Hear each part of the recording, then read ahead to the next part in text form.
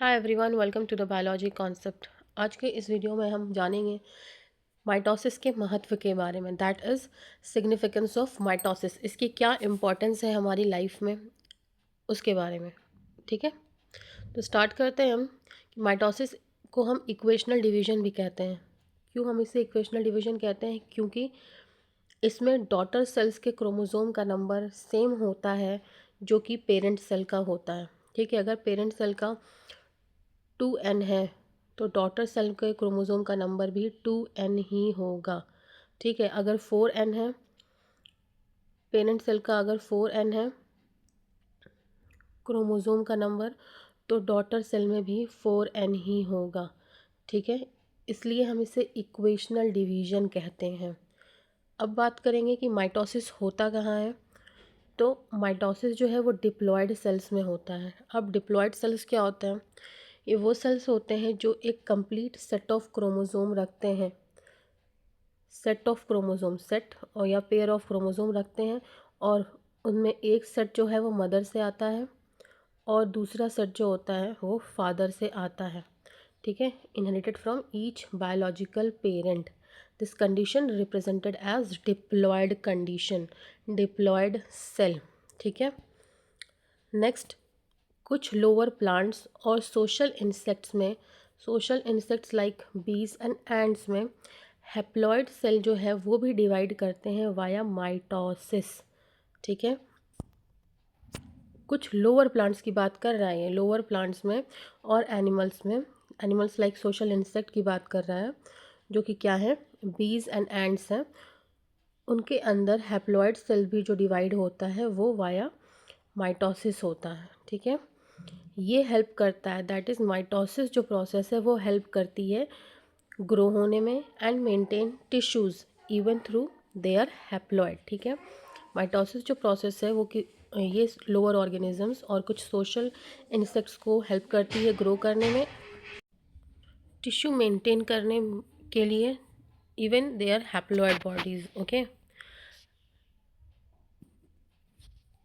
Next, mitosis के significance को हम वन बाय वन देखेंगे।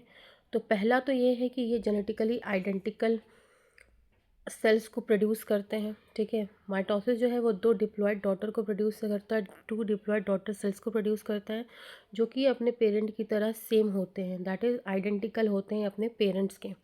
ठीक है, ये इंश्योर करता है जेनेटिक स्टेबिलिटी को across generation of the cell.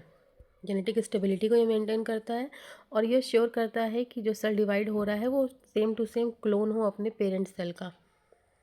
Responsible for growth of multi cellular organism. ठीक है, हम ह्यूमंस में देख लीजिए, एनिमल्स में देख लीजिए, जब हम छोटे से बड़े होते हैं तो हमारी साइज़ इंक्रीज़ होती है। ठीक है, हर चीज़ इंक्रीज़ होती है, तो वो इंक्रीज़ जो होता है वो कहीं ना कहीं नंबर ऑफ़ सेल्स को भी इंक्रीज़ करता है, दैट इज़ ग्रोथ होती है हमारी। नंबर ऑफ़ सेल्स इंक्रीज़ होते हैं, ग्रोथ होती है, तो माइटोसिस ही रिस्पॉन्सिबल है ग्रोथ के लिए। ठीक है, चाहे वो ग्रोथ प्लांट्स में हो, एनिमल्स में हो, ह्यूमंस में हो, वो ग्रोथ होती किसके थ्रू है, किस प्रोसेस के थ्रू, माइटोसिस के थ्रू होती है। ओके, अब ये कॉन्सेप्ट है न्यूक्लियोसाइटोप्लाज्मिक रेशियो। ठीक है, जैसे एक सेल जब ग्रो होता है तो उसका साइटोप्लाज्म इंक्रीज़ करता है। ठीक है, न्यूक्लियस से ज़्यादा इंक्रीज़ करता है, और ये जब ये इंक्रीज़ होना शुरू होता है तो ये डिस्टर्ब करता है न्यूक्लियस टू साइटोप्लाज्म का रेशियो। ठीक है, बट माइटोसिस की प्रोसेस की वजह से ये चीज़ें अच्छे से मेंटेन हो पाती हैं। ठीक है, mitosis helps restore the nucleocytoplasmic ratio, keeping the cell functionally proper. ठीक है, तो ये क्या करता है, माइटोसिस के प्रोसेस की वजह से न्यूक्लियस का और साइटोप्लाज्म का रेशियो जो है एक सेल में मेंटेन रहता है। नेक्स्ट अब हम बात करेंगे सेल रिपेयर एंड रिप्लेसमेंट की। जब हमें कहीं चोट लग जाती है, ठीक है, तो कुछ टाइम बाद क्या होता है, हमारी स्किन जो है वो रिप्लेस हो जाती है बाय न्यू सेल्स। ठीक है, वापस से वहाँ पे अगर कोई कट है तो वो हील हो जाता है। जो हीलिंग प्रोसेस है, जो डैमेज या फिर कहें डेड या ओल्ड जो टिश्यूज़ हो जाते हैं तो उन्हें रिप्लेस किया जाता है किससे, न्यू वन से। तो वो न्यू वन सेल से कैसे रिप्लेस होते हैं, via via via process called mitosis. ठीक है, तो माइटोसिस प्रोसेस ये है जो कि ओल्ड, डेड और डैमेज सेल को रिप्लेस करती है। यहाँ पे आप स्किन की देख रहे हो, एग्जांपल दिया हुआ है। स्किन की जो हमारी एपिडर्मिस होती है वो कंटिन्यूअसली रीन्यू होती रहती है। वही बात कर रहा है कि कट होने पर वो अपने आप हील कर देता है उसको, ठीक है। Cells lining the gut get replaced often, okay. Blood cells are constantly formed in bone marrow, ये भी किसके थ्रू, माइटोसिस के। विदाउट माइटोसिस कोई हीलिंग नहीं होगी, कोई रिपेयर नहीं होगा, कोई रिन्यूअल नहीं होगा। इसलिए माइटोसिस जो है वो एक बहुत ही इंपॉर्टेंट एंड यूनिवर्सल प्रोसेस होती है।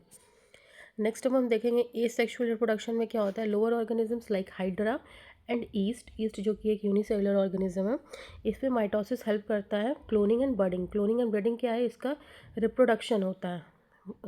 हाइड्रा एंड ईस्ट का रिप्रोडक्शन का एक मोड होता है जिसमें क्या होता है, माइटोसिस ही होता है। माइटोसिस के थ्रू ही हाइड्रा और ईस्ट जो है क्लोनिंग करते हैं, बर्डिंग करते हैं और फर्दर रिप्रोड्यूस करते हैं, अपनी प्रोजनी को आगे बढ़ाते हैं। Next, continuous growth in plants. अगर हम प्लांट्स के केस में बात करें तो प्लांट की ग्रोथ होती है मेरिस्टेमेटिक टिश्यूज़ से। प्रोसेस की यहाँ नहीं बात कर रहे, टिश्यू। प्लांट्स में मेरिस्टेमेटिक टिश्यूज़ पाए जाते हैं अपाइकल रीजन पे, लेटरल मेरिस्टम पे, अपाइकल रीजन पे या लेटरल रीजन पे, जिसकी वजह से प्लांट की ग्रोथ, लंबाई बढ़ती है, उनकी चौड़ाई बढ़ती है। तो वो भी जो ग्रोथ होती है मेरिस्टेमेटिक टिश्यूज़ में, वो भी किस प्रोसेस के थ्रू होती है, माइटोसिस की वजह से होती है, ठीक है। ये आपका देख लो, ये कोई प्लांट है, ये इसके रूट्स हैं, ओके।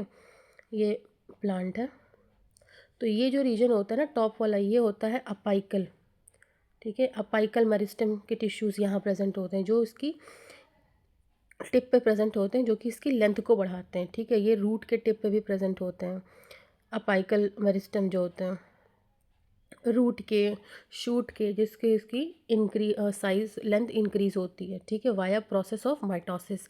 लेटरल मेरिस्टम यानी ये जो स्टेम है ना, इसके साइड के टिश्यूज़, यहाँ पे भी ग्रोथ होती है जिससे इसकी चौड़ाई बढ़ती है, जिससे ये चौड़े होते हैं।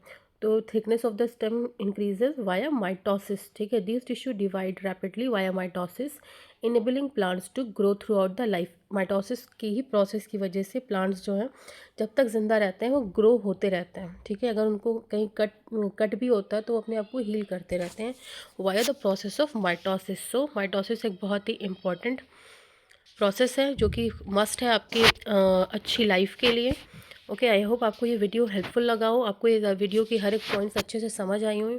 तब तक आप बायोलॉजी कॉन्सेप्ट को सब्सक्राइब करें एंड थैंक्स फॉर वॉचिंग।